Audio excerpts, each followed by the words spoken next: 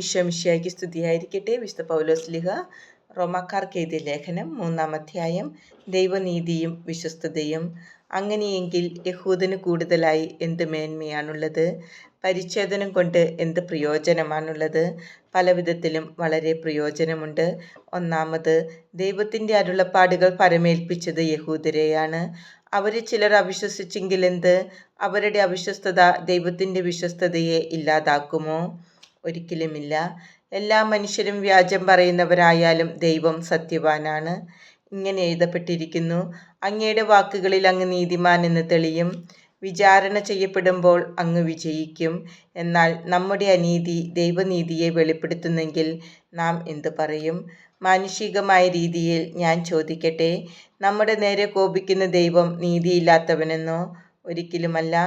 ആണെങ്കിൽ ദൈവം ലോകത്തെ എങ്ങനെ വിധിക്കും? എൻ്റെ അസത്യം വഴി ദൈവത്തിൻ്റെ സത്യം അവിടുത്തെ മഹത്വം വർദ്ധിപ്പിക്കുന്നെങ്കിൽ എന്നെ പാപി എന്ന് വിധിക്കുന്നതെന്തിന്? അപ്പോൾ നന്മയുണ്ടാകാൻ വേണ്ടി തിന്മ ചെയ്യണമെന്നോ? ഞങ്ങൾ ഇങ്ങനെ പഠിപ്പിക്കുന്നുവെന്ന് ഞങ്ങളെപ്പറ്റി ചിലർ ദൂഷണം പറയുന്നുണ്ട്. ഇവർക്ക് നീതിയുക്തമായ ശിക്ഷ ലഭിക്കും. എല്ലാവരും പാപികൾ. അപ്പോഴെന്ത്? യഹൂദരായ നമുക്ക് വല്ല മേന്മയുമുണ്ടോ? ഇല്ല, അശേഷമില്ല. യഹൂദരും ഗ്രീക്കുകാരും പാപത്തിന് അധീനരാണെന്ന് നമ്മൾ മുമ്പേ കുറ്റപ്പെടുത്തിയല്ലോ. ഇങ്ങനെ എഴുതപ്പെട്ടിരിക്കുന്നു: നീതിമാനായി ആരുമില്ല, ഒരുവൻ പോലുമില്ല. കാര്യം ഗ്രഹിക്കുന്നവനില്ല, ദൈവത്തെ അന്വേഷിക്കുന്നവനുമില്ല. എല്ലാവരും വഴിതെറ്റിപ്പോയി, എല്ലാവർക്കും ഒന്നടങ്കം തെറ്റുപറ്റിയിരിക്കുന്നു. നന്മ ചെയ്യുന്നവനില്ല, ഒരുവനുമില്ല. അവരുടെ തൊണ്ട തുറന്ന ശവക്കുഴിയാണ്. അവർ തങ്ങളുടെ നാവ് വഞ്ചനയ്ക്ക് ഉപയോഗിക്കുന്നു. അവരുടെ അധരങ്ങളുടെ ചുവട്ടിൽ സർപ്പവിഷമുണ്ട്. അവരുടെ വായ് ശാപവും കയ്പും കൊണ്ട് നിറഞ്ഞിരിക്കുന്നു. അവരുടെ പാദങ്ങൾ രക്തം ചൊരിയാൻ വെമ്പുന്നു. അവരുടെ പാതകളിൽ നാശവും ക്ലേശവും പതിയിരിക്കുന്നു. സമാധാനത്തിൻ്റെ മാർഗം അവർക്കറിഞ്ഞുകൂടാ. അവർക്ക് ദൈവഭയമില്ല. നിയമത്തിൻ്റെ അനുശാസനങ്ങളെല്ലാം നിയമത്തിന് കീഴുള്ളവരോടാണ് പറയപ്പെട്ടിരിക്കുന്നതെന്ന് നമുക്കറിയാം.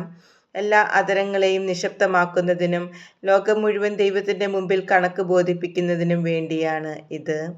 നിയമം അനുഷ്ഠിക്കുന്നത് കൊണ്ട് ഒരുവനും അവിടുത്തെ സന്നിധിയിൽ നീതീകരിക്കപ്പെടുകയില്ല.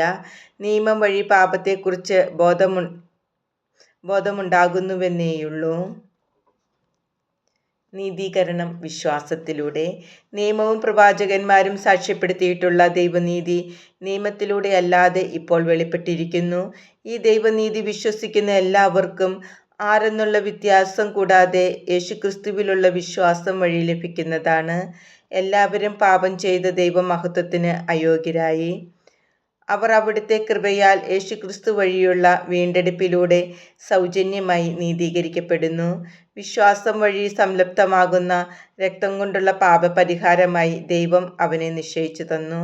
അവിടുന്ന് തൻ്റെ ക്ഷമയിൽ പഴയ പാപങ്ങളെ അവഗണിച്ചുകൊണ്ട് ഇപ്പോൾ തൻ്റെ നീതി വെളിപ്പെടുത്താനും അങ്ങനെ താൻ നീതിമാനാണെന്നും യേശുവിൽ വിശ്വസിക്കുന്നവനെ നീതീകരിക്കുന്നവനാണെന്നും തെളിയിക്കാനുമാണ് ഇപ്രകാരം ചെയ്തത്.